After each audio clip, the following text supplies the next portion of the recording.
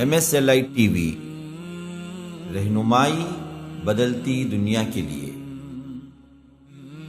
شرور أنفسنا ومن سيئات أعمالنا من يهده الله فلا مضل له ومن يضلل فلا هادي له وأشهد أن لا إله إلا الله وحده لا شريك له وأشهد أن محمدا عبده ورسوله أما بعد فإن خير الحديث كتاب الله وخير الهدي هدي محمد صلى الله عليه وسلم وشر الأمور محدثاتها وكل محدثة بدعة وكل بدعة ضلالة وفي رواية وكل ضلالة في النار فأعوذ بالله السميع العليم من الشيطان الرجيم من همزه ونفثه ونفخه الله يبسط الرزق لمن يشاء ويقدر وفرحوا بالحياة الدنيا وما الحياة الدنيا في الآخرة إلا متاع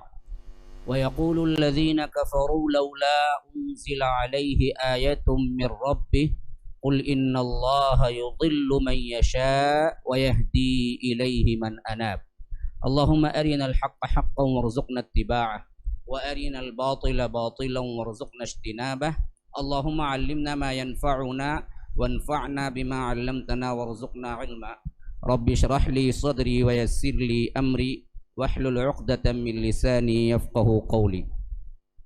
برادران اسلام، واجب الاحترام بزرگوں، دوستوں، عزیز ساتھیوں، لائق احترام ماؤں اور بہنوں، دورہ ترجمہ قرآن کا جو سلسلہ آپ لوگوں کے سامنے اللہ تبارک و تعالیٰ کے فضل و کرم سے مسلسل پیش خدمت ہے۔ آج میں نے جہاں گزشتہ سورہ رعد کی آیت نمبر 26 ختم ہوئی تھی وہ بھی میں نے تلاوت کی ہے، اور 27 جو آج کے ایپیسوڈ کا پہلا حصہ رہا وہ بھی میں نے تلاوت کی ہے بغیر کسی تمہید کے، کیونکہ وقت تمہید میں نکل جاتا ہے تو تفسیر کی جو آیات یا ترجمے کے جو آیات ہیں وہ بہت کم ہوتی ہیں۔ گزشتہ میں نے دیکھا تھا اور جہاں تک میرے ذہن میں تھا کہ میں رعد کو مکمل کر دوں، لیکن ہم آدھے حصے بھی نہیں پہنچ سکے تھے۔ تو بہرکیف اللہ تبارک و تعالی فرماتا ہے کہ اللہ یبسط الرزق لمن یشاء ویقدر، اللہ جس کے لیے چاہتا ہے رزق کشادہ کر دیتا ہے، جس کے لیے چاہتا ہے رزق میں تنگی پیدا کرتا ہے۔ وفرحوا بالحیات الدنیا، لیکن جو کافر لوگ ہیں یا اللہ تبارک و تعالی کا انکار کرنے والے ہیں یا آخرت کے بدلے میں دنیا ہی کو سب کچھ سمجھنے والے ہیں، ان کا حال کیا ہوتا ہے کہ اللہ جو دنیا دیتا ہے اسی کو اللہ کی رضامندی سمجھ لیتے ہیں، اللہ تبارک و تعالی ہم سے راضی ہے یہ مطلب لیتے ہیں، اور اس دنیاوی زندگی پہ بڑے خوش ہو جاتے ہیں۔ فرحوا بالحیات الدنیا، حالانکہ بات یہ ہے کہ وما الحیات الدنیا فی الآخرۃ الا متاع، کہ اللہ تبارک و تعالی اس دنیا کی زندگی کو بڑا ہی حقیر رکھا ہے، آخرت کے مقابلے میں ایک برتنے کا سامان ہے۔ متاع کہتے ہیں یوز اینڈ تھرو، جسے ہم کہہ سکتے ہیں بس برت لیے پھینک دیا۔ اسی لیے فرمایا ایک حدیث میں، آپ کو معلوم ہے کہ الدنیا متاع، دنیا سب کا سب کیا ہے؟ برتنے کا سامان ہے۔ وخیر متاع الدنیا المرأة الصالحہ، سب سے بہترین متاع دنیا کے اندر اگر کوئی چیز تمہیں مل سکتی ہے تو وہ نیک صالح بیوی ہے۔ ہاں، اس کا مل جانا اللہ کی طرف سے بہت بڑی نعمت ہے۔ اگر بد کردار مل گئی تو جہنم بن جائے گی، اگر اچھی مل گئی تو یہیں جنت دکھنے لگے گی۔ تو یہ سب برتنے کا سامان ہے، حقیر سامان ہے، اس کی کوئی ویلیو نہیں ہے، لیکن دنیاوی لوگ سمجھتے ہیں کہ اس سے اللہ کی رضا کو مقابلتاً رکھتے ہیں۔ میں نے بتایا بھی تھا وہ مقولہ، اللہ آنکھ کھول کے دیکھ لیا بھائی، کوئی کیا ہے عزت ملی، کسی کو دنیا ملی تو وہ سمجھتا ہے اللہ مجھ سے راضی ہے نا۔ دنیا کا عطا ہونا اللہ کی رضا سے کوئی تعلق نہیں ہے۔ اللہ تبارک و تعالی دنیا کو عمومی طور پر کافروں، مشرکوں اور ملحدوں کو زیادہ دیا ہے، ایمان والوں کو کم دیا ہے۔ تو یہ اصول بیان کرنے کے بعد آگے فرمایا وَيَقُولُ الَّذِينَ كَفَرُوا لَوْلَا أُنزِلَ عَلَيْهِ آيَةٌ مِّن رَّبِّهِ، یہ کافر لوگ کہتے ہیں کہ اللہ تبارک و تعالی نے آپ پر کوئی نشانی کیوں نہیں نازل کی کہ آپ رسول ہیں۔ یہ ان کا سب سے اہم ترین حربہ کہہ لیجئے، یہ ان کا سب سے اہم ترین ڈیمانڈ تھا اللہ کے رسول صلی اللہ علیہ وسلم کو ماننے میں، جس کا ذکر قرآن میں ایک دو جگہ نہیں سینکڑوں جگہ ذکر ہوا ہے کہ یہ لوگ نشانی پوچھتے ہیں، یہ لوگ کوئی معجزہ پوچھتے ہیں اور کہتے ہیں کہ ہم اسی وقت آپ کو نبی مانیں گے جب آپ معجزہ بتائیں گے۔ تو یہ سورہ انعام میں تو خصوصیت کے ساتھ میں نے بتایا کہ معجزوں کی تردید کے لیے ہی اس کے اندر کئی جوابات رکھے گئے جو ہم پڑھ کے آ چکے ہیں۔ بہرکیف یہاں پر بھی انہی کا اعتقاد بیان ہو رہا ہے کہ وہ کہتے ہیں وَيَقُولُ الَّذِينَ كَفَرُوا، کہتے ہیں جو لوگ کفر کیے، لولا انزل علیہ آیۃ من ربہ، کہ تمہارے رب کی طرف سے کوئی آیت کوئی نشانی کیوں نہیں نازل ہوئی؟ قل، آپ کہہ دیجئے، ان اللہ یضل من یشاء ویہدی الیہ من اناب، کہ اللہ تبارک و تعالی جس کو چاہتا ہے گمراہ کر دیتا ہے اور ہدایت صرف اسی کو دیتا ہے۔ بڑا اہم ترین نقطہ ہے جو بیان ہو رہا ہے، ویہدی الیہ من اناب، ہدایت اسی کو دیتا ہے جو رب کی طرف رجوع ہوتا ہے، رجوع الی اللہ، اللہ کا ڈر، اللہ تبارک و تعالی کی طرف پلٹنا، جس کے اندر یہ مادہ ہوتا ہے، ہدایت اسی کو ملتی ہے۔ اب دراصل اوپر کی بات سے نیچے کی بات سے دونوں میں کیا مطابقت ہے ذرا دیکھیے۔ اوپر نقل ہوا ہے مشرکین مکہ کا قول کہ یہ لوگ کہتے ہیں معجزہ کیوں نہیں اترا، آپ رسول ہیں بول کے کوئی نشانی کیوں نہیں اتری، کوئی فرشتہ کیوں نہیں آ کے کہا، یا آسمان جو بھی ہیں وہاں سے ندا کیوں نہیں آئی، یا پہاڑ جو بھی ہیں وہ سونے کے نہیں بن گئے۔ سورہ اسراء میں یہ سب ڈیمانڈ کیے ہیں وہ۔ اب اللہ کہتا ہے کہ دیکھو ان سے کہہ دیجئے ہدایت کا دینا بھی رب کے پاس ہے اور گمراہی کا دینا بھی رب کے پاس ہے۔ یضل من یشاء، جس کو چاہے رب گمراہ کر دیتا ہے، ویہدی الیہ من اناب، ہدایت صرف اسی کو دیتا ہے جو اس کی طرف رجوع کرتے ہیں۔ دونوں کی مطابقت آپ کو کیا سمجھ آئے ذرا بتائیے؟ ہاں، اوپر کی بات میں اور نیچے کی بات میں اوپر کی بات کا جواب ہے یا کوئی الگ بات ہے؟ یہ الگ بات ہے۔ فہم قرآن کے اعتبار سے سمجھنے کی کوشش کریں۔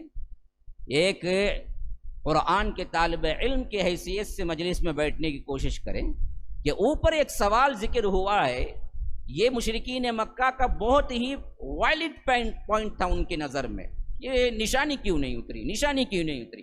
اللہ کہتا ہے دیکھو جی، میں جس کو چاہتا ہوں گمراہ کرتا ہوں، لیکن ہدایت صرف اسی کو دیتا ہوں جو میری طرف رجوع کرتے ہیں۔ اس میں جواب ہے یا نہیں ہے؟ ہے کیا جواب ہے بھائی؟ نشانی کیوں نہیں اتری تو جواب ہونا چاہیے تھا فلاں وجہ سے نہیں اتری، ہے نا؟ نشانی کیوں نہیں اتری کا جواب کیا ہونا چاہیے؟ دیکھیے یہ وجہ ہے نہیں اتری، یا ہم نشانی نہیں اتارتے، یا ہمارے طریقہ ہماری سنت یہ نہیں ہے کہ ہم نشانی اتار کے زبردستی ایمان لانے کے لیے کہیں۔ یہاں یہ جواب نہیں ہے، یہاں جواب بالکل ہی الگ محسوس ہو رہا ہے، جو اوپر کی بات سے کوئی ریلیشن نہیں ہے، کوئی ریلیٹڈ نہیں ہے بات۔ اللہ کہتا ہے کہ میں جس کو چاہتا ہوں گمراہ کرتا ہوں، لیکن ہدایت اسی کو دیتا ہوں جو رجوع کرتے ہیں۔ تو جواب یہاں کہاں ہے ذرا ذہن میں آ رہی بات؟ جواب اس میں اس کا ہے یا نہیں ہے؟ مولانا کہتے ہیں نہیں ہے، آپ کہتے ہیں ہے۔ اب قاضی صاحب کو بلا کے فیصلہ کرنا پڑے گا کون صحیح بولتا کون غلط بولتا۔ تو یاد رکھیے اصل معاملہ کیا ہے کہ اللہ تبارک و تعالی نے اس میں غیر محسوس طریقے سے مکمل جواب دیا ہے۔ وہ یہ کہ بدبختوں، نشانی اترنے کے باوجود بھی تم نہیں مانو گے۔ نشانی تم اب مانگتے ہو، اگر نشانی اتار دی گئی تو تم ایمان لاؤ گے؟ نہیں، ایمان کا انحصار تو رب العالمین کے حکم پہ ہے۔ جس کو رب العالمین نے گمراہ لکھ دیا ہے وہ گمراہی ہے، لیکن اللہ زبردستی کسی کو گمراہ نہیں کرتا۔ جب وہ اللہ کی طرف رجوع ہوتا ہے، اس کا دل قلب سلیم ہے، الا من اتى اللہ بقلب سلیم، تو پھر ہم اس کو ہدایت دیتے ہیں، کا نشانی اترے یا نہ اترے۔ صدیق اکبر ایمان لائے، فاروق اعظم ایمان لائے، عثمان غنی ایمان لائے، علی المرتضی ایمان لائے، سعید ابن زید ایمان لائے، ابو عبیدہ ایمان لائے، طلحہ بن عبید اللہ ایمان لائے۔ یہ سب کیسے ایمان لائے؟ کوئی نشانی اتری؟ تو معلوم ہوا تم جو پوچھ رہے ہو یہ اصل میں حد درمی کی دلیل ہے. نشانی کا اترنا اگر ایمان لانے کا باعث ہوتا تو جتنی قوموں نے اس سے پہلے نشانی مانگی وہ سب کی سب کیا ہوتی؟ مسلمان ہوتی. لیکن تاریخ کیا بتاتی ہے؟ جس نے بھی نشانی مانگی اور اللہ نے ان کے مانگ پر نشانی اتار دی تو وہ قوم اور حد درم بن گئی اور ایمان نہیں لائی. اس کی پاداش میں انہیں صفحہ ہستی دنیا سے مٹا دیا گیا. صالح کی قوم نے نشانی مانگی، اللہ تبارک و تعالی نے ناقۃ اللہ پہاڑ پھاڑ کے چٹان پھٹ کے سامنے سب کے سامنے دن کے اجالے میں، وہ بھی ایک گھاون اونٹنی 9 مہینے کی اونٹنی نہیں تھی، اونٹنی بھی تھی، اونٹنی کی بچی بھی تھی اندر، ہاں بچہ لیے ہوئے حاملہ 9 مہینے کی اونٹنی پورے چٹان سے نکلی. لیکن انہوں نے کہا کہ یہ تو جادو ہے. تو اللہ تبارک و تعالیٰ کو پھر غصہ آیا تو کہا کہ فَعَقَرُوا النَّاقَةَ، ان بدبختوں نے اسے نہر کر ڈالا، اسے کاٹ ڈالا. تو ہم نے کیا کیا؟ 3 ایام، اب صرف تمہارے لیے 3 دن ہے. ذَلِكَ وَعْدٌ غَيْرُ مَكْذُوبٍ، اب یہ وعدہ اللہ تبارک و تعالیٰ کی طرف سے ہے، جھوٹا نہیں ہے. تم پر عذاب آ کر رہے گا، اور عذاب آیا اور ان سب کو مٹا کے رکھ دیا. گویا کہ اللہ کا نشانی نہ اتارنا یہ دراصل تمہارے لیے مہلت بھی ہے، ٹائم بھی ہے، اللہ کی رحمت بھی ہے. اگر اللہ تمہاری مانگ پہ نشانی اتار دے پھر تو تمہاری زندگیاں ختم ہو جاتی، کیونکہ نشانی اترنے کے بعد انکار پر مہلت نہیں دی جاتی. نشانی کے بغیر اگر یہ لوگ سخت سے سخت انکار بھی کریں تو اللہ مہلت دیتا ہے، یہ اللہ کا اصول ہے. اسی واسطے اصل میں کیا ہے، قریش کو باقی رکھنا تھا اور یہ امت مسلمہ قیامت تک رہنی تھی. باوجود یہ لوگ بار بار اصرار کے، اللہ تبارک و تعالیٰ نے کیا نہیں کیا؟ نشانی نہیں اتاری. اگر ان کو ختم کرنا ہوتا تو نشانی اتر جاتی اور پورے اہل مکہ نیست و نابود ہو جاتی. تو رب العالمین کو علم غیب اور مستقبل ماضی کا سب علم ایک ہی ہے درجے میں. تو اللہ جانتا تھا کہ اس قوم کے لیے نشانی اتارنا نہیں ہے، لیکن جواب میں بتا دیتا تھا کہ اصل نشانی کا نہ اترنا یا اترنا یہ ہدایت کے لیے کبھی آڑ نہیں بنا ہے. اہل علم، اہل دانش، اہل ہدایت، اہل تقوی، ان لوگوں کو اللہ ضرور ضرور یہ ہدایت دیتا ہے کہ وہ رب کی طرف رجوع کرتے ہیں اور اس کے عوض وہ ہدایت پاتے ہیں. الذین آمنوا وتطمئن قلوبهم بذکر اللہ، الا بذکر اللہ تطمئن القلوب. اب آ گئی وہ آیت جو بہت مشہور بھی ہے سکون قلب کے اعتبار سے. نشانی کا ذکر کرنے کے بعد بتا رہا ہے کہ اللہ تبارک و تعالی ان لوگوں کو ہدایت دے دیتا ہے جو رب کی طرف رجوع کرتے ہیں. وہ رجوع کیسے ہوتے ہیں؟ فرمایا کہ الذین آمنوا، جو لوگ ایمان لائے، وتطمئن قلوبهم بذکر اللہ، ان کے دلوں کا اطمینان اللہ کے ذکر کے ساتھ ہے. الا، آگاہ ہو جاؤ، بذکر اللہ تطمئن القلوب، دلوں کا اطمینان در حقیقت اللہ کے ذکر ہی میں ہے. اس میں 2 باتیں ہیں بالکل الگ الگ، اس کو سمجھنا انتہائی ضروری ہے اس آیت کے تفسیر میں. پہلا ایک جملہ ہے وہ ہماری صفت بیان کرتا ہے ہمارے بارے میں جو اہل ایمان ہیں. فرمایا کہ الذین آمنوا، جو لوگ ایمان لائے ان کے دل کس سے سکون پاتے ہیں جی؟ اب ہمارے دل کیا پاتے ہیں؟ اب ٹٹول لو تم ایمان والوں میں ہے یا منافقین میں ہے یا تمہاری کون سی کیٹیگری ہے؟ کیا تمہارے بھی دل اللہ کے ذکر سے اطمینان پاتے ہیں؟ ہاں، ہمارے دل آج کیا ہے؟ سائیکو پیشنٹ زیادہ ہو گئے، سائیکیٹرسٹ ڈاکٹر کی بڑی مانگ ہے. ہاں، جہاں تک میں جانتا ہوں ایسے بھی ہیں صرف ایک وزٹ پہ 5,500 7,500 فیس لیتے ہیں سائیکیٹرسٹ ڈاکٹر، صرف ایک وزٹ پہ. یا اور بات ہے کہ دوسرے کوئی ڈاکٹر ایک وزٹ پہ نہیں دیتے، آؤٹ پیشنٹ پہ نہیں لیتے.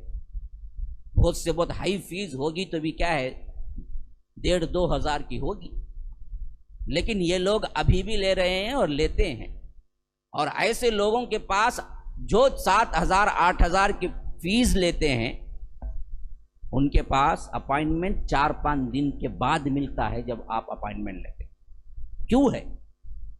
4 دن 5 دن کے بعد ملتا ہے. اور یہ پورے جتنے پیشنٹ ہیں جو جا رہے ہیں ان سب کا ایک ہی مسئلہ ہے، سکون نہیں ہے، نیند نہیں آتی. ہاں، پریشانی ہے، ذہنی پریشانی. اور جو لوگ جاتے ہیں ان کو نہیں، جو لوگ نہیں جاتے ہیں ان کو بھی یہی ہے. آج سب سے بڑا مسئلہ کیا ہے؟ پریشانی. کس کی پریشانی؟ مال کی؟ نہ مال بہت ہے لوگوں کے پاس، ایئر کنڈیشن کمرے بہت ہیں، محلات ہیں. مسئلہ یہ ہے کہ انہیں سکون نہیں ہے، سکون نہیں ہے. اب بتائیے ذرا اس تناظر میں اس آیت کو آپ رکھیں کہ اللہ کہتا ہے کہ ایمان والوں کے دل جو سکون میں ہوتے ہیں وہ اصل میں ذکر الہی سے ہوتے ہیں، اور ذکر الہی سے جب ہمارے دل سکون میں نہیں ہوتے ہیں تو کیا ہم ایمان والے ہیں؟ سوال اپنے اوپر لگاؤ، سوالیہ نشان، پھر سوچو. اچھا، دوسری حقیقت جو بتائی گئی وہ کیا ہے؟ اصل میں قلوب کا اطمینان، قلوب کا سکون اور دل کا اہم ترین جز سکون کا یہی ہے کہ وہ اللہ کے ذکر سے ہی سکون پاتے ہیں. یہ ایک الگ فیکٹ، حقیقت ہے. ایک طرف ایک حقیقت، دوسری طرف دوسری حقیقت. ایمان والے اپنے آپ کو تم جانچنا ہے تو ایک بہترین امتحان ہے تمہارے لیے. وہ کیا ہے کہ تم دیکھو کہ اللہ کا ذکر کرتے ہوئے دل سکون پاتا ہے، اور جس دن تم نے ذکر چھوڑا، اذکار چھوڑا، مصروف ہو گئے، تمہاری جو مقررہ اللہ تبارک و تعالیٰ کو یاد کرنے کے اوقات تھے اس میں یاد نہیں کیا تو دل پریشان ہوا یا نہیں ہوا؟ اگر نہیں ہوا تو پھر تو کیا ہے، صحیح طور پر ایمان والے نہیں ہیں. اور جتنے لاکھوں کروڑوں دنیا میں لوگ بستے ہیں ان سب کو یہ پیغام ہے کہ لوگوں، دلوں کا سکون محلات میں، سونے میں، چاندی میں، تمہارے لیے عیش و آرام میں، ایئر کنڈیشن کمروں میں نہیں ہے. دلوں کا سکون اگر تم واقعتاً چاہتے ہو تو وہ اللہ کے ذکر میں ہے، ذکر الہی میں. ایک بات سمجھ لیجئے پہلی. دوسری بات کیا ہے؟ ذکر الہی سے یہاں مطلب کیا ہے؟ اللہ اللہ 1000 جانوں کی تسبیح ڈالنے کو کیا ہے؟ ہو کا نعرہ لگانا، وہ ذکر ہے یہاں پر. ذکر سے مراد ہے کیا یہاں؟ کون سا ذکر مراد ہے؟ القرآن یفسر بعضہ بعضا کے تحت، اس اصول کے تحت قرآن اپنی تفسیر اپنے بعض حصوں سے بعض حصوں کی کرتا ہے، کیونکہ قرآن کا یہ اسلوب ہے. کہیں وہ مجمل ہے تو کہیں مفصل ہے، کہیں مفصل ہے تو کہیں مجمل ہے، کہیں اختصار کے ساتھ بیان کیا تو کہیں تفصیل کے ساتھ بیان کرتا ہے، کہیں تفصیل کے ساتھ بیان کیا تو کہیں اختصار کے ساتھ بیان کرتا ہے. تو قرآن ہی سب سے پہلے اپنی تفسیر خود کرتا ہے. اگر وہاں تفسیر نہیں ملتی ہے تو پھر دوسرا اصول ہے حدیث کے ذریعے تفسیر تلاش کرو. پھر تیسرا اصول ہے صحابہ کے اثر کے ذریعے، قول کے ذریعے تفسیر تلاش کرو. اپنی تفسیر نہیں ہونی چاہیے. تو سب سے پہلی بہترین تفسیر قرآن خود اپنے آپ میں جو کرتا ہے. تو ذکر اب اللہ نے کہاں کہا ہے؟ سورہ روم ہے نا 21 سورہ عنکبوت ہے، روم بعد میں. عنکبوت کے اندر رب العالمین 21ویں پارے کی پہلی آیت، اتل ما اوحی الیک من الکتاب واقم الصلاۃ ان الصلاۃ تنہی عن الفحشاء والمنکر ولذکر اللہ اکبر. ذکر اللہ اکبر، سب سے بڑا ذکر کیا ہے؟ اللہ کا قرآن ہے، تلاوت کلام ہے. ہاں، اتل ما اوحی، جناب محمد الرسول اللہ صلی اللہ علیہ وسلم پر وحی نازل ہوئی، لیکن اس کی اہمیت دیکھو، خود اللہ تبارک و تعالی اللہ کے رسول کو حکم دے رہا ہے کہ فرمایا کہ اللہ کے رسول تلاوت کیجئے آپ بھی. اتل ما اوحی الیک من الکتاب، جو وحی آپ پر کی جا رہی ہے اس وحی کی تلاوت کیجئے آپ بھی. جو کتاب آپ پر اتاری گئی ہے اس کتاب کی تلاوت کیجئے. ہاں، اوحی الیک من الکتاب واقم الصلاۃ، نماز قائم کیجئے. ان الصلاۃ تنہی عن الفحشاء والمنکر، بے شک نماز فحاشی، عریانی، بے حیائی کو اور منکر برائی کو روکتی ہے. وَلَذِكْرُ اللَّهِ اکبر، اس میں ذکر کیجئے الاکبر. اب قرآن میں ہم کیا پڑھتے ہیں؟ کیا پڑھتے ہیں جی؟ قرآن پڑھتے ہیں یا کچھ اور بھی پڑھتے ہیں آپ لوگ؟ نہیں، آواز نہیں آ رہا ہے نا؟ ہاں، تھوڑا کھا پی کے آ جاتے ہیں یا زیادہ بھوک سے آواز نہیں نکلتی، سمجھ نہیں آتا مجھے. ہاں، آواز تو نکل رہی نہیں. تو قرآن کو رب العالمین نے ذکر کہا ہے. تو اب ہمارے دل جس سے اطمینان پانا ہے، سکون پانا ہے، کس سے پانا ہے جی؟ قرآن سے. اب ذرا بتلاؤ، ہم زندگی میں کب مصحف اٹھا کے پڑھے؟ جن کو دینی لگاؤ ہے وہ ایک طبقے کو چھوڑ کر مسلمانوں میں آپ یہ عام سوال رکھیں کہ بھائی آپ نے قرآن کب پڑھا زندگی میں؟ جواب آئے گا 25 سال ہو گئے نہیں پڑھا، 50 سال ہو گئے نہیں پڑھا. ارے اس سے بڑی تعجب کی بات ہے کہ پڑھے گا کیسا بدبخت کو پڑھنا ہی نہیں آتا، قرآن سیکھا ہی نہیں اس نے کبھی. یہاں پر دیکھیے بعد نماز عشاء ہے، فجر ہے، اسی طرح کیا ہے اللہ کے فضل و کرم سے مرکز السلام میں بعد نماز عشاء ہے، فجر ہے بڑوں کے لیے، بچوں کے لیے تو کئی اوقات ہیں. لیکن کتنے ہیں پڑھنے والے؟ دیکھو، میں نے خود اپنی زندگی میں کئی بیچز شروع کیے قرآن پڑھانے کے لیے. شروع میں 50 جمتے تھے، 2-3 مہینے کی بیچ ہوتی، آخری میں 5-10 کھڑتے تھے. ہماری یہ حالت ہے. قرآن کتنے ہیں جن کو قرآن پڑھنا ہی نہیں آتا ہے؟ تو پھر دل کا سکون ملے گا کہاں سے جی؟ کیسے گھروں میں سکون آئے گا؟ تو یاد رکھو، یہ سب سے اہم ترین پوائنٹ ہے جو ہمیں سمجھنا چاہیے اس آیت کے ذریعے، کہ دل کا سکون رب العالمین ذکر میں رکھا ہے، اور ایمان والوں کا دل سکون میں ہوتا ہے ذکر سے، اور وہ ذکر کوئی اور نہیں ہے، ذکر قرآن ہے. قرآن پڑھو، تمہارا کوئی دن، تمہارا کوئی دن، تمہارا کوئی دن ایک صفحہ بھی کلام اللہ پڑھے بغیر گزرنا نہیں چاہیے. یہ اصول بناؤ زندگی، کم از کم ایک صفحہ. ورنہ تو صحابہ کا معاملہ کیا تھا؟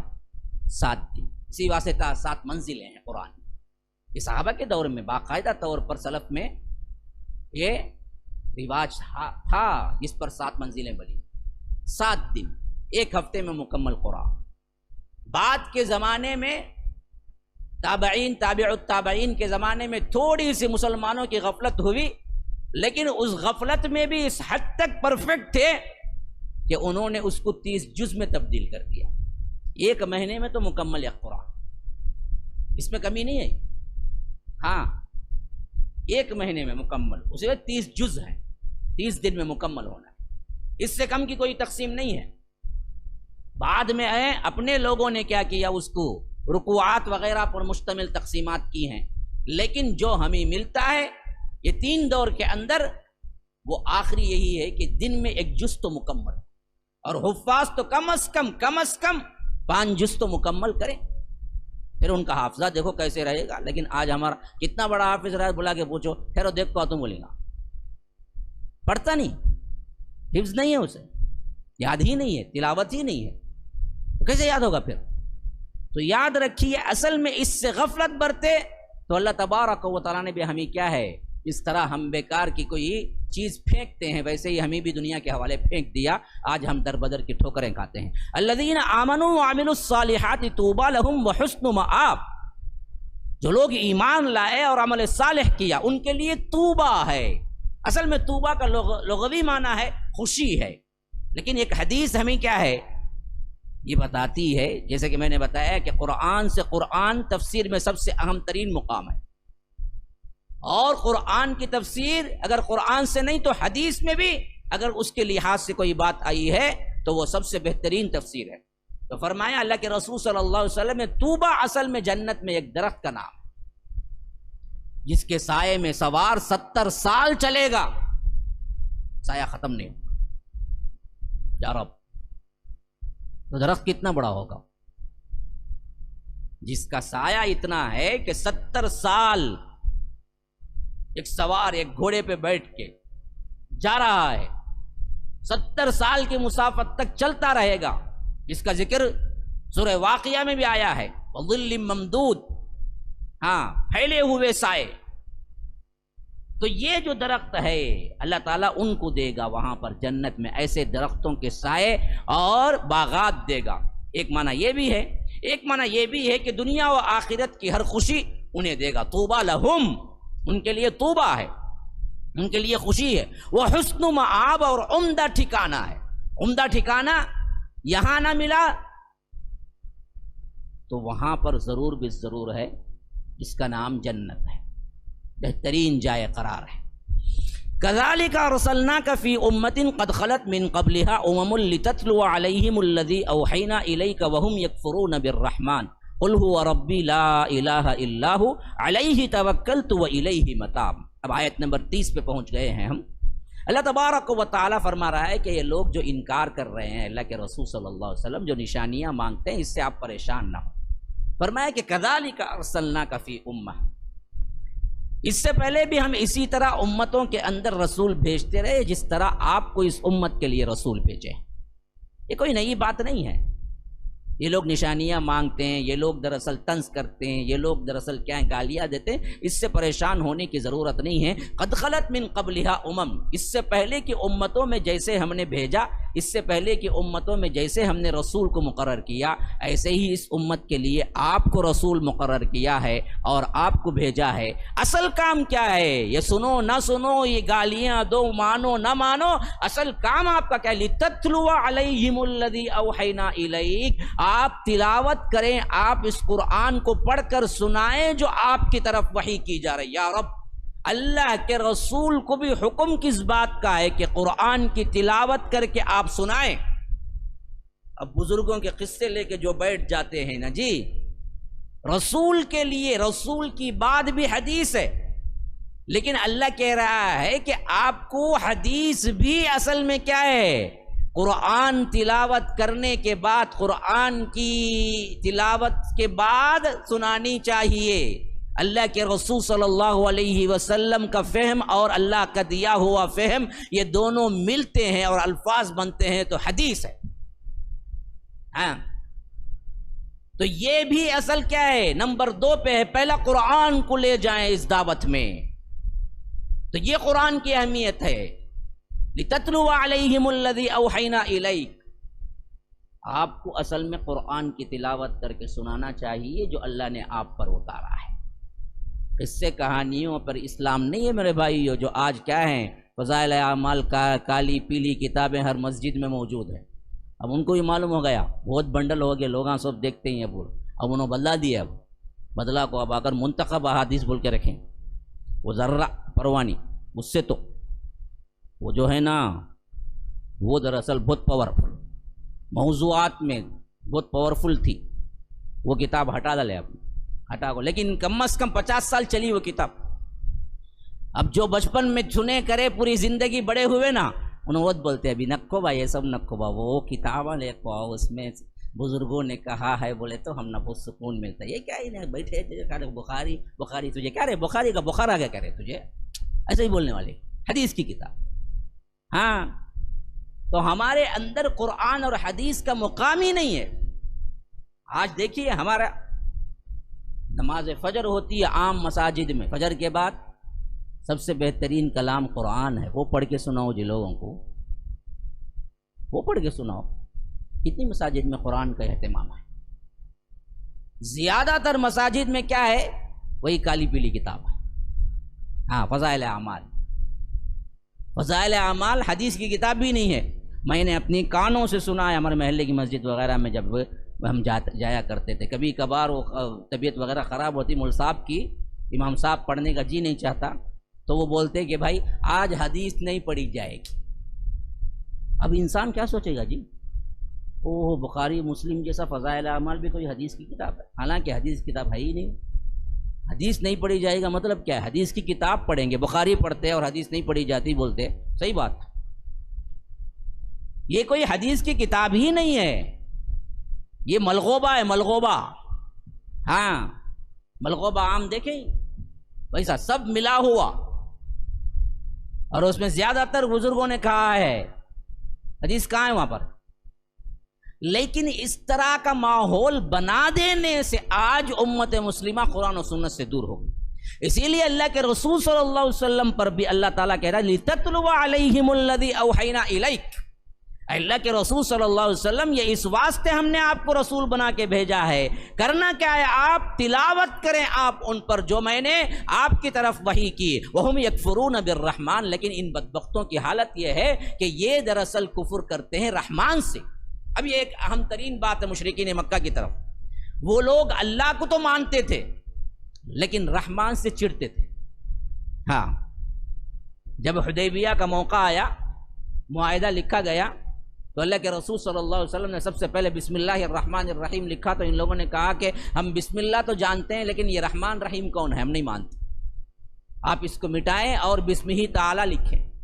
یہاں تک کہ اللہ کے رسول صلی اللہ علیہ وسلم نے حضرت علی کو یہی حکم دیا کہ یہ رحمان الرحیم مٹا کے بسم ہی تعالی لکھو۔ تو مشرکین مکہ آ کر رحمان سے چڑھتے تھے، بسم اللہ کو تو مانتے تھے۔ جیسے سیم یہودی اور عیسائیوں کے مسئلے میں ہمیں ملتا ہے کہ خاص طور پر یہودی اللہ کو تو مانتے تھے لیکن فرشتوں کو بھی مانتے تھے، لیکن جبرائیل میکائیل میں جبرائیل سے بہت چڑھتے تھے اور میکائیل کو بہت پسند کرتے تھے۔ جبرائیل کو کہتے تھے کہ یہ ہمارا پکا دشمن ہے، تو اللہ تعالیٰ نے کہا کہ فَإِنَّ اللَّهَ عَدُوٌّ لِلْكَافِرِينَ، جو جبرائیل کا دشمن ہے اللہ اس کا دشمن ہے۔ تو یہ ایک اہم ترین بات تھی مشرکین مکہ کی، تو اسی لیے فرمایا کہ دیکھو جو اللہ اور رحمان میں ڈیفرنٹ کرتا ہے وہ کافر ہے۔ گویا بتلانا مقصود ہے کہ رب جس اللہ کو تم مانتے ہو اس کی سب سے اہم ترین صفت رحمان ہے، وہ دراصل کیا نہیں ہے؟ تم پر غصہ، تم پر جبر کرنے والا، تم پر انتقام لینے والا نہیں ہے، بلکہ اصل تو رحمان ہے۔ تم اس صفت کو مانو تو تب تو کیا ہے؟ اللہ کی رحمت تم پر برسے گی۔ تم رحمان کو مانتے نہیں ہو اور انکار کرتے ہو تو رب العالمین تم پر رحم کیسے کرے گا؟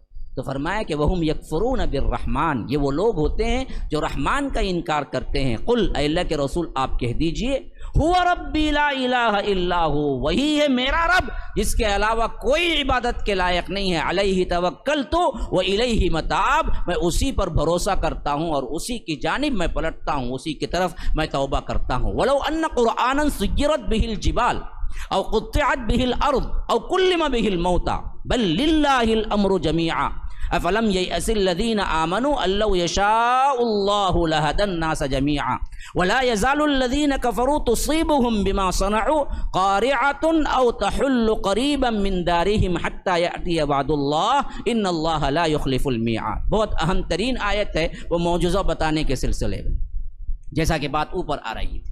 وَيَقُولُ الَّذِينَ كَفَرُوا لَوْلَا أُنزِلَ عَلَيْهِ آيَةٌ مِّن رَّبِّهِ، یہ آیت کیوں نہیں اترتی، یہ آیت کیوں نہیں اترتی، یہ معجزہ کیوں نہیں اترتا؟ اب ایک ماحول پیدا ہو گیا تھا مسلمانوں کے دل کے اندر، جب اتنی مانگ ہے ان کی اور اللہ تبارک و تعالیٰ تو ہر چیز پر قادر ہے، آخر ان کی مانگ پوری کیوں نہیں کرتے؟ کس حرص میں؟ ہاں، کس بات کے لیے ایسا سوچنے لگے صحابہ یا مسلمان اس وقت کے؟ ہاں، ایمان کی حرص میں، ایمان کی حرص میں، کہ وہ سوچنے لگے کہ جب اتنی مانگ کرتے ہیں یہ لوگ اور اللہ تبارک و تعالی ہر چیز پہ قادر ہے، ان اللہ علی کل شیء قدیر، تو یہ جو مانگ کرتے ہیں یہ مانگ کے مطابق اللہ تبارک و تعالی کوئی معجزہ کیوں نہیں اتار دیتا؟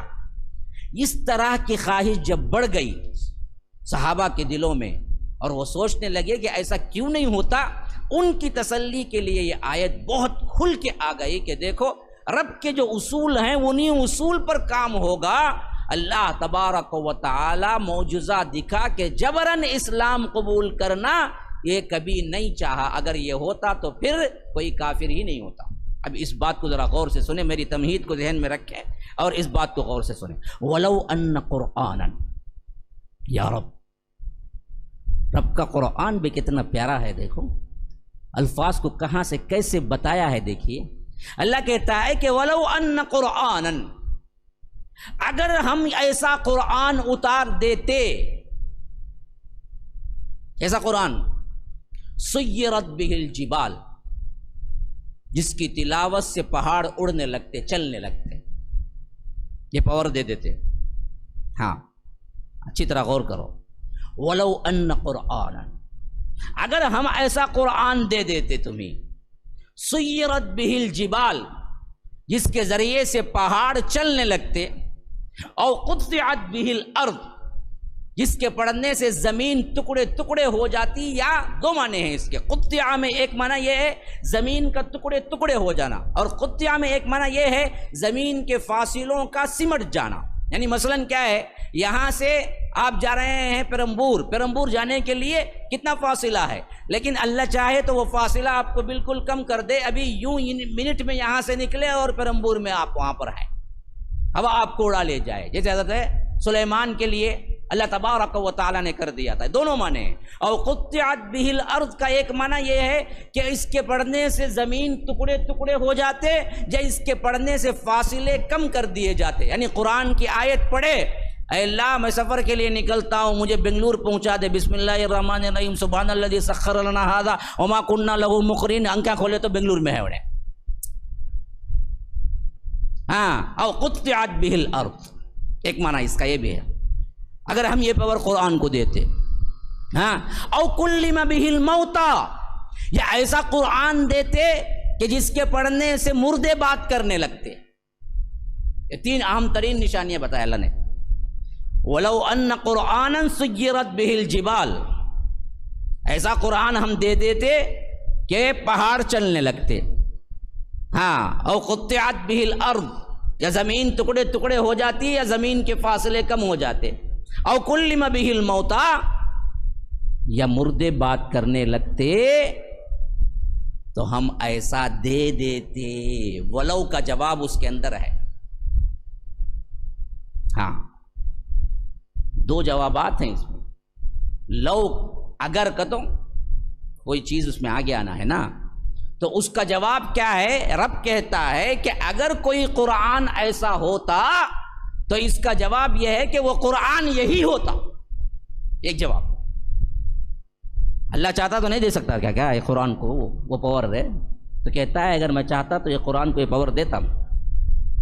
جیسا کہ رب نے کہا کہ لو انزلنا هذا القرآن على جبل لرأيته خاشعا متصدعا من خشية اللہ، ہم نے یہ قرآن اگر پہاڑ پر بھی اتار دیتے، وہ پہاڑ بھی اللہ کی ڈر اور خشیت سے ریزہ ریزہ ہو جاتا۔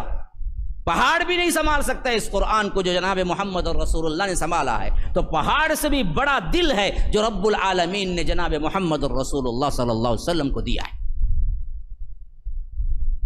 تو فرمایا کہ اس قرآن کو اگر یہ بنانا ہوتا تو ایسا ہم بنا دیتے۔ ایک معنی تو یہ ہے۔ دوسرا معنی یہ ہے کہ اگر ہم یہ دے دیتے تب بھی یہ ایمان نہیں لاتے۔ یہ نشانی پوچھ رہے ہیں نا، نشانی نشانی نشانی نشانی، جس کی وجہ سے صحابہ کے اندر بھی، مسلمانوں کے اندر بھی یہ حرص ہے کہ نشانی اتار دے تو رب العالمین کا کوئی مسئلہ تو نہیں ہے، رب العالمین کو کوئی مشکل تو نہیں ہے، کیوں نہیں اتارتا اللہ رب العالمین نشانی؟ تو اللہ کہتا ہے کہ یہ دراصل تمہیں دھوکہ دیتے ہیں جو نشانی مانگتے ہیں۔ اگر ہم یہ نشانی اس قرآن میں رکھ دیتے اور اس کے ذریعے سے زمین شق ہو جاتی، اس کے ذریعے سے مردے کلام کرنے لگتے، اس کے ذریعے سے پہاڑ چلنے لگتے، یہ واقعتاً ہو بھی جاتا، تب بھی یہ بدبخت ایمان نہیں لاتے۔ ہاں، بل للہ الامر جمیعا، اور یہ بات اچھی طرح یاد رکھ لو، کل امر کا، حکم کا پورا اختیار رب العالمین کے پاس ہے۔ کیا تم اس پر ایمان نہیں لاتے کیا؟ اللہ چاہتا تو یہ کام اس قرآن کے ذریعے یہ نشانیاں اتار دیتا۔ امر تو اسی کا ہے، حکم تو اسی کا ہے۔ کائنات میں ذرہ ذرہ حرکت کر رہا ہے، پتا پتا حرکت کر رہا ہے۔ وما تسقط من ورقۃ الا يعلمها، درخت سے کوئی پتا نہیں گرتا لیکن رب العالمین اسے جانتا ہے اور اس کے اذن سے گرتا ہے۔ تو تمام امر جمیعا سب کا سب رب العالمین کے پاس ہے، چاہے تو کر دیتا، لیکن یہ جبراً ایمان دلانا اللہ تبارک و تعالیٰ کی سنت نہیں۔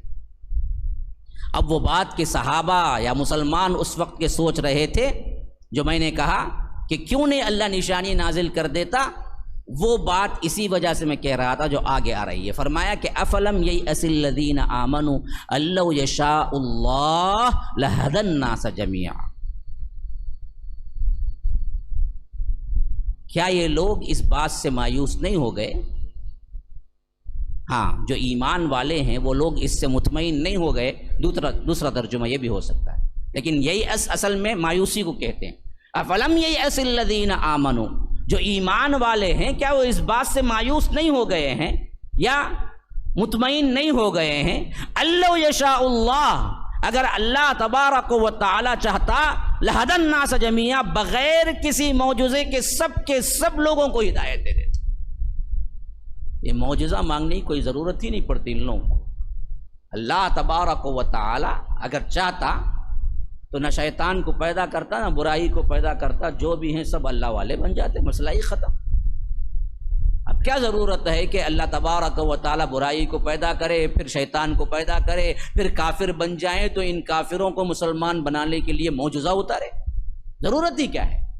پہلے ہی اللہ تبارک و تعالی نہ شیطان کو بناتا نہ برائی کو بناتا تو سب کے سب کیا ہیں؟ ہدایت یافتہ ہو گئے ہوتے. تو مسلمانوں کیا تم اس بات پر مطمئن نہیں ہو کہ رب العالمین نے نہیں چاہا ہے تو یہ کبھی نہیں ہوگا؟ ہاں، تم اس سے مایوس ہو جاؤ کہ اللہ تبارک و تعالی کبھی انہوں نے جو مانگا ہے معجزات، وہ معجزات اتارے گا. کیوں؟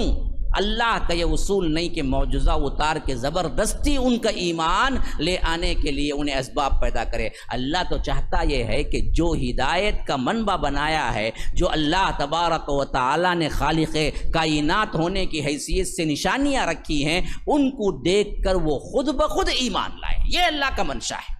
اسی لیے فرمایا کہ اب اس سے تم مایوس ہو جاؤ یا مطمئن ہو جاؤ کہ اللہ چاہتا تو سب کو مسلمان بنا دیتا، لیکن اللہ نہ چاہا تو اللہ تبارک و تعالی جس کو بھی ہدایت دے گا وہ خود آنا ہے اللہ کی طرف.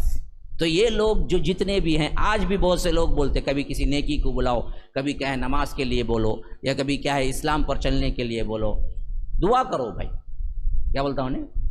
دعا کرو کہتے. ارے بیوقوف، تو دعا نہیں کرتا کبھی؟ ہاں، گویا کہ کیا کہہ رہا ہے وہ؟ تقدیر میں یہ ہے تو میں کیا بھائی کروں؟ حوالہ نہیں دے سکتے.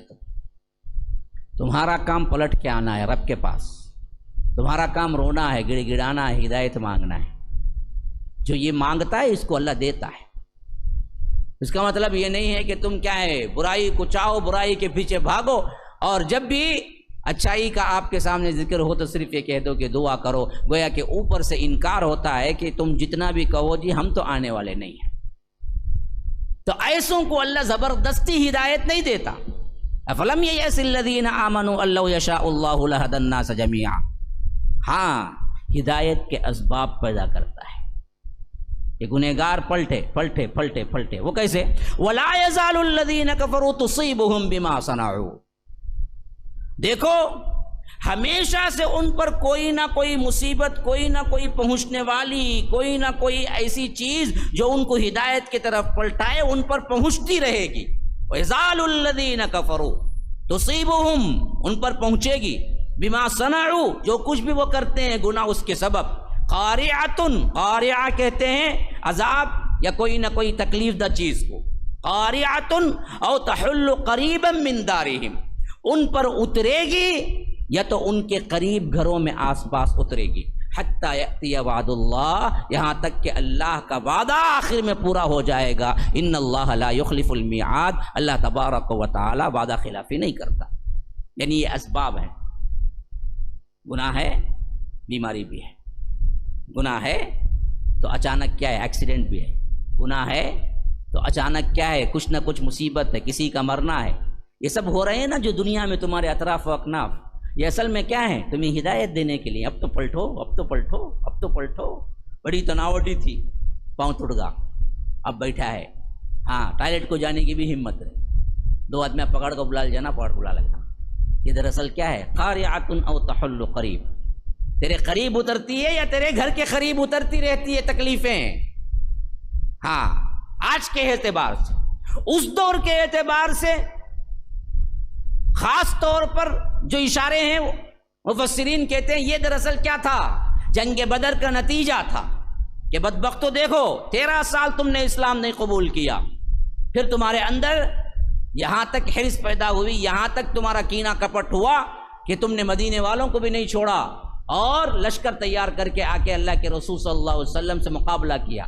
لیکن اب اللہ نے فیصلہ کرنا تھا، ایسی مار پڑی کہ 70 کے 70 قتل ہوئے اور 70 قید ہوئے، تو تصیبہم بما صنعوا قارعۃ او تحل قریب، اللہ یہ عذاب دے کے تمہیں پھر ایک موقع دیا۔ 1000 لوگ آئے تھے نا جی بدر میں، 1000 میں 70 مرے، 70 قید ہوئے، تو ابھی باقی کتنے تھے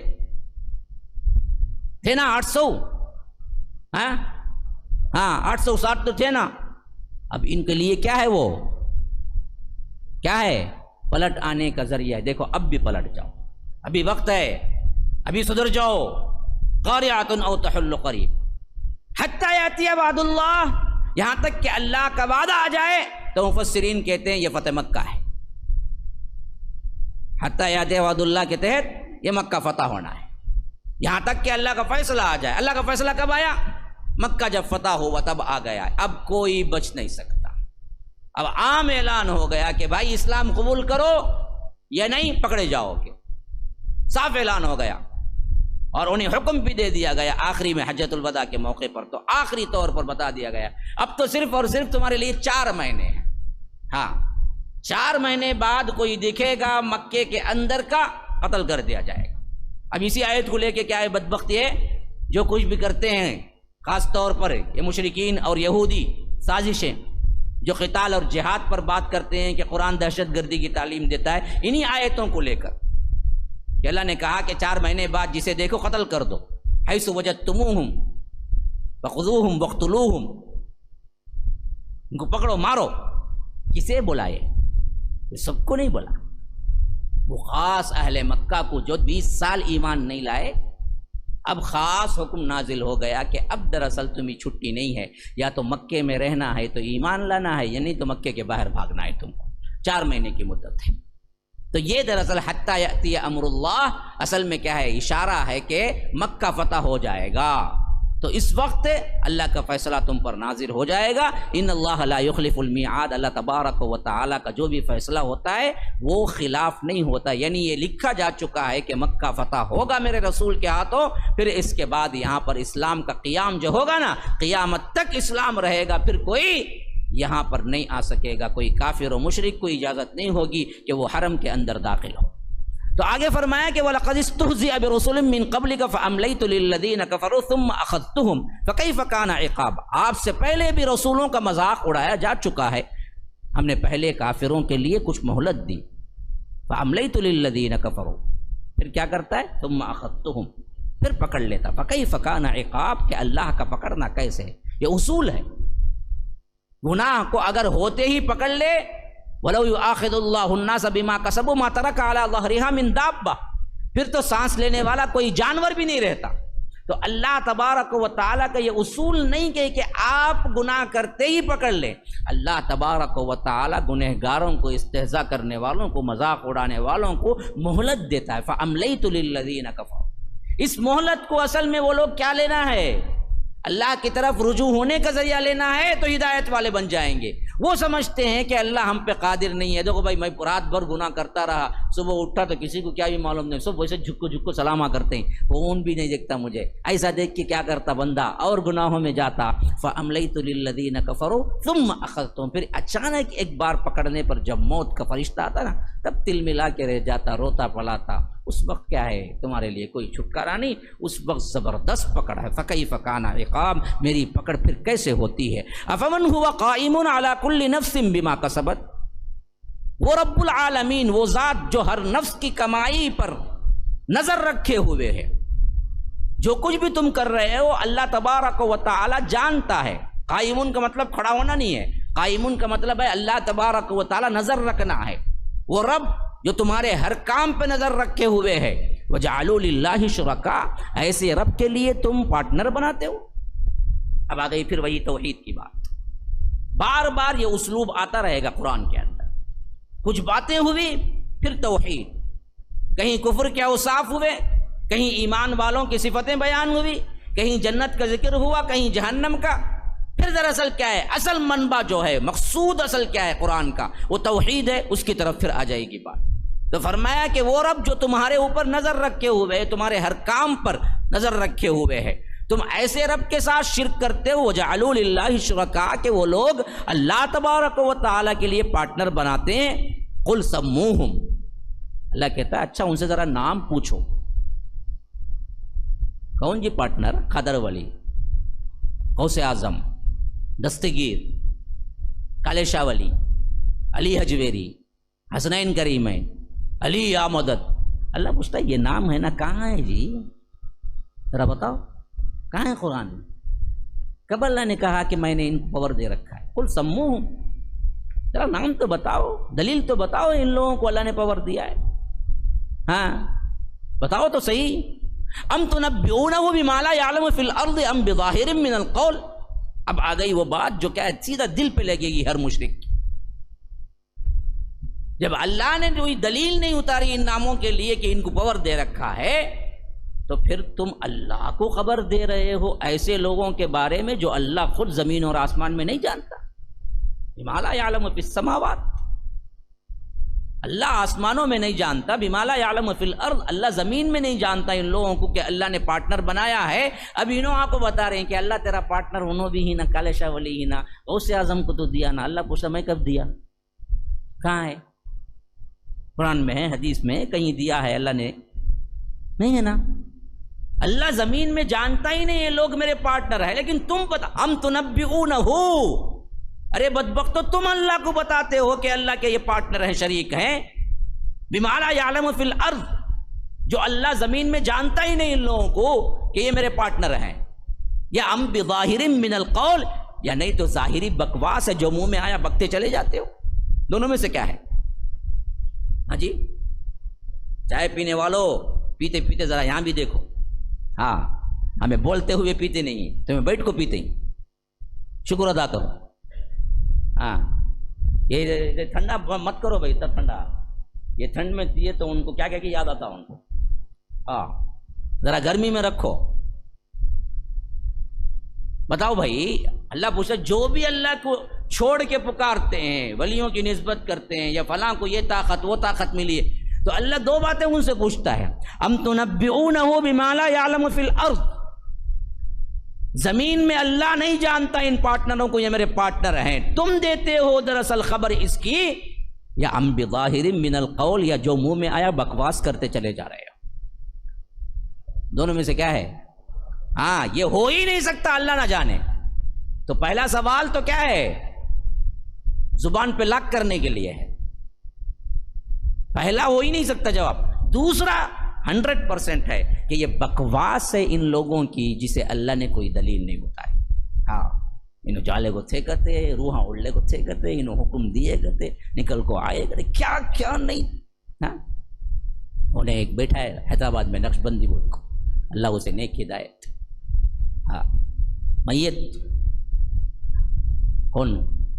عبد القادر جیلانی کو دفنائے کرتے، منکر نکیر آئے کرتے، مر ربک پوچھے نو بولے کرتے وہ سب بعد میں رہن دے رکھ. اللہ آدم کو بنانے ٹیمپو تو میں کئی کو زبان کھولے پوچھے کرتے نو وہ ٹائم. یہ دیکھو کیا سمجھ گیا حیدرآباد کی پولیس سمجھ گیا جس طرح سے. ہاں یہاں مر ربک پوچھنے آئے تو عبد القادر جیلانی بولے کرتے وہ سب ختم، وہ سب بعد میں پوچھیں گے سوالاں سبھی، پہلے تمہیں میرے سوال کا جواب دو. وہ کیا صاحب؟ تمہیں کئی کو بولے اللہ بنانے ڈمپو آدم کو بناؤ مت کہ انہوں آگو خون خرابہ کریں گے، تو وہ کئی کو بولے تمہیں؟ وہ بولو پہلے. پریشان ہوئے کہتے پورے فرشتے اللہ اللہ کیا غلطی کرے نہ رہے ہمیں. اب عبد القادر جیلانی کا ایسا پڑ گئے ہمیں. ہاں کیسی باتیں دیکھو رب العالمین کی، اتنا پاور ہے کہتے ان کو. تو یاد رکھیے یہ سب جو باتیں ہیں نا جی، اس پر ایمان لانے والے بھی کیا ہے بہت بڑا گروہ ہے. ہاں چیختے چلاتے کیوں؟ معلوم نہیں ہے اصل میں، قرآن کبھی نہیں پڑھا. اسی لیے فرمایا کہ ام بظاہر، بکواس ہے تیری یہ سب، کوئی دلیل نہیں ہے تیرے پاس کہ ایسا کچھ واقعہ ہوا ہے. ہاں نہ غوث اعظم کنے آئے گا ایک جنے نہ پوچھے گا ایک بڈھی نہیں ایک عورت، مجھے بچہ نہیں ہے، بچہ ہونا مطلب بچہ نہیں ہے نا مت اس میں کیا نہ خالی ایسا نظر اٹھائے گا لوہے محفوظ کھل کو سامنے آ گئے دیکھ گئے اسے بچہ ہے، ارے بچہ نہیں ہے نا اسے. بچی چھے ماں تجھے بچہ نہیں حضرت، اب دل رکھے تو منہ رکھے تو کیا رکھے تو کہ بہرے کیفا بولے تو ہو جاتا نا، نہ بچہ چھونا نہ بولے گا اچھا بچہ ہے کہ اچھا بچہ دیں گا تجھے اللہ، جا بعد میں پیدا ہوا تھا بچہ، دیکھے تو بچی پیدا ہوئی گا، ہاں باقاعدہ لکھے ہوئے ہیں کتابوں میں، مستند ترین ان کے کتابوں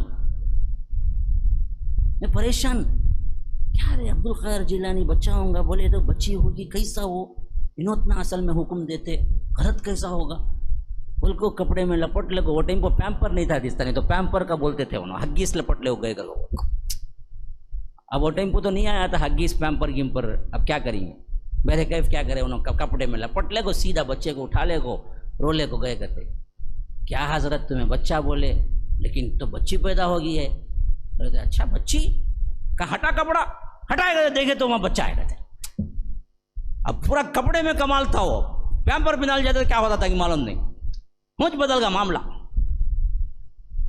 خالی ہٹائے تو کپڑا ہٹائے تو مسئلہ ختم۔ ہاں تو یاد رکھیے یہ بنڈل ام بظاہر من القول، جو منہ میں آئے بکواس، کوئی دلیل نہیں۔ مسلمانوں کو آج سب سے اہم ترین بات یہی ہے کہ ان بکواس کے پیچھے نہ جاؤ، چھوڑو، جبہ قبہ اس کا امامہ ٹوپی یہ سب اس پر نہ جاؤ، اس کی بات اس کا کیا ہے کلام کتنا خوبصورت، اس سب پہ مت جاؤ۔ مولانا طارق جمیل صاحب بیٹھے ہوئے یہ ابا کیا میٹھا بیان کرتے بھائی، تمہیں کی ویسا نہیں کرتے کیا؟ اللہ کے رسول صلی اللہ علیہ وسلم وفات پائے کرتے پہلا اللہ آیات نماز جنازہ پڑھنے کے واسطے، لا حول ولا، اللہ کو نماز جنازہ پڑھنے کی کیا ضرورت ہے؟ اللہ نماز پڑھیں گا؟ اللہ کے رسول صلی اللہ علیہ وسلم پر پہلا نماز جنازہ پڑھنے والا کون ہے؟ نعوذ باللہ ثم نعوذ باللہ، خود اللہ ہے۔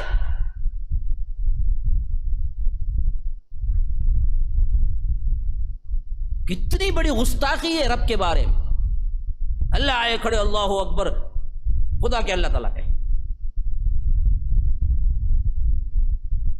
کسی پہ مت جاؤ، صورت شکل جبہ قبہ امامہ، پوچھو دلیل کیا؟ نہیں، ام بظاہر من القول، بکواس ہے تیری، کوئی دلیل بھی ہے؟ ام تنبئونہ بما لا یعلم فی الارض ام بظاہر من القول، اے تیری بکواس ہے، ظاہری بکواس ہے، کوئی دلیل نہیں ہے تیرے پاس۔ بل زین للذین کفروا مکرهم وصدوا عن السبیل، بلکہ اللہ تبارک و تعالیٰ نے ان کافروں کو ایسا کرنے کے لیے خوبصورت بنا دیا ان کا مکر، اور یہ بدبخت اللہ تبارک و تعالیٰ کے راہ سے روکے گئے ہیں۔ ومن یضلل اللہ فما له من ہاد، جسے اللہ تبارک و تعالیٰ گمراہ کر دے اسے کوئی ہدایت دینے والا نہیں ہے۔ ھذا وباللہ التوفیق، صلی اللہ وسلم علی نبینا محمد، اسأل اللہ لی ولکم ولسائر المسلمین من کل ذنب فاستغفروه انہ هو الغفور الرحیم۔ والسلام علیکم ورحمۃ اللہ وبرکاتہ۔